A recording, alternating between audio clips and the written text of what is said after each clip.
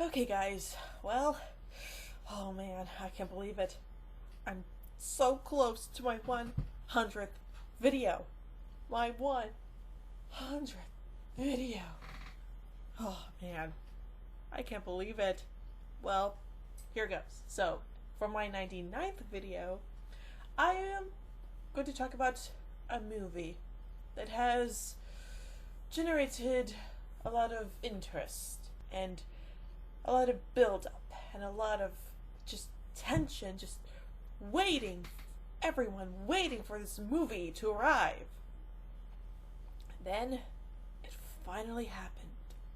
The moment all Freddy and Jason fans have been waiting for. The moment in which two of the greatest horror icons finally clashed together. And the end result was a movie that became awesome. And what is that movie?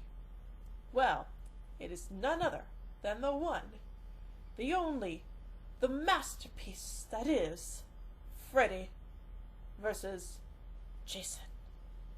Now, I have to admit, I did not see this movie in theaters because, well, at the time, I wasn't that much of a horror fan, really.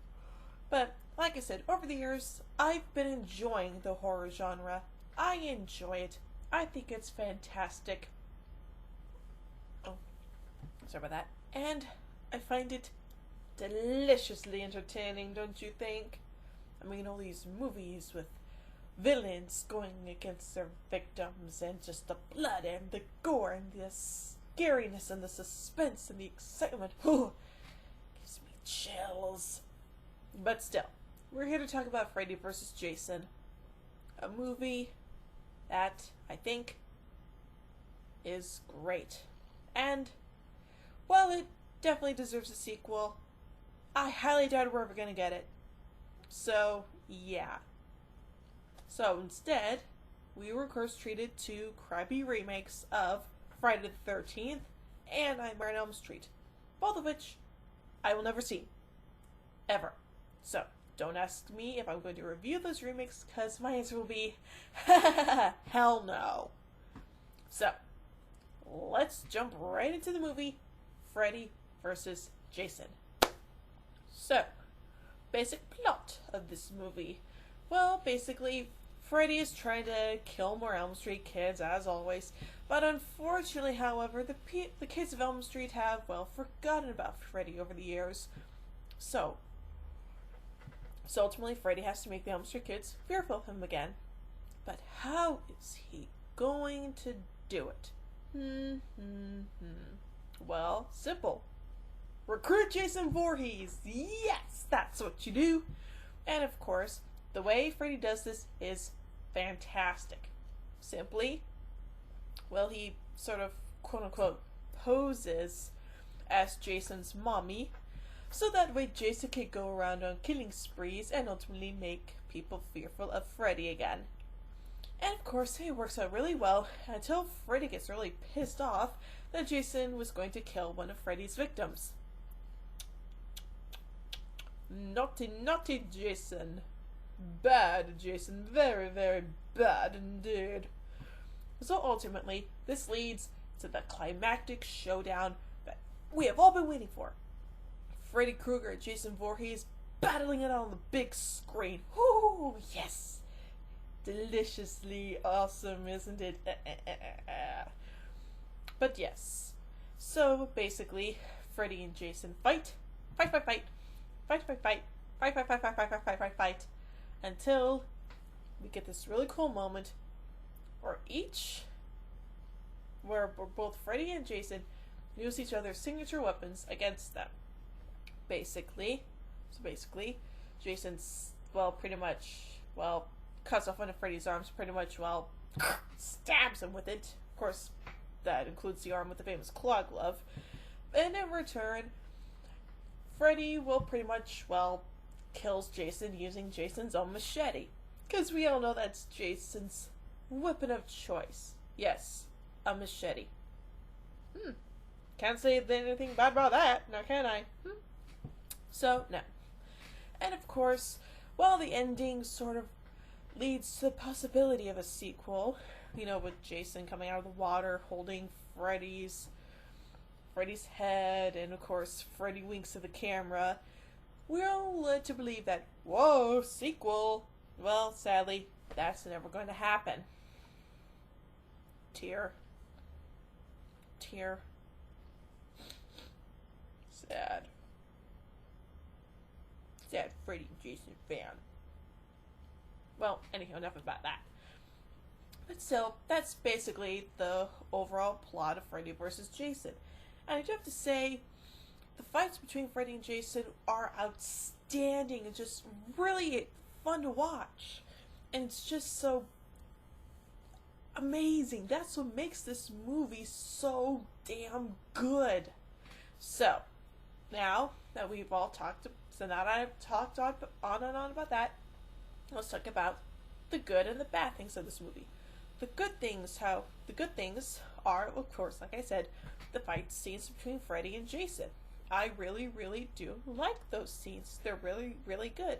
Especially when Freddy and Jason play off the weaknesses of who they're fighting against.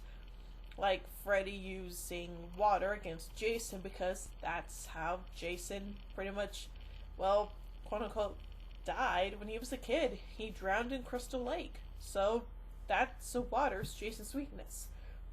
But as for Freddy's weakness, it is of course fire. Because that was the one thing that eventually, well, killed Freddy, you know, that flashback scene of Freddy's dead, the final nightmare, yada yada yada. And of course, I thought that was really, really good. And as far as the cast goes, well, Robert Englund is in this, and I'm not quite sure who played Jason. I mean, I think it was Kane Hodder. I don't know. If it wasn't, then just put it in the comment section below, because I really don't remember who played Jason in this movie. So, anywho. But, yeah, where was I? Oh, that's right. The cons of this movie. Oh, right, I was talking about the cast, that's right. Kelly Rowland? From Destiny's Child? Really? Like, really? I did not get that at all. But still, she did a good job in this movie, and I thought she was pretty good. I liked her. So, the cons of this movie. Not too many I can say, but except one thing.